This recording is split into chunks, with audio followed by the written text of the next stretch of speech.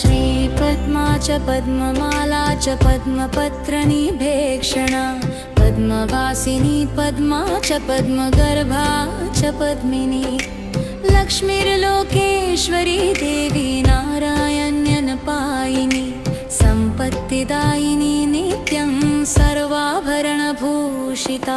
शङ्खचक्रगदाहस्ता विष्णुवक्षस्थलालयां सर्वसिद्धिप्रदा देवी सर्वलोकनमस्कृता पद्मासनस्थितां देवीं पद्मगर्भसमुद्भवां नारायणप्रियां नित्यां वन्देऽहं लोकमातरम्।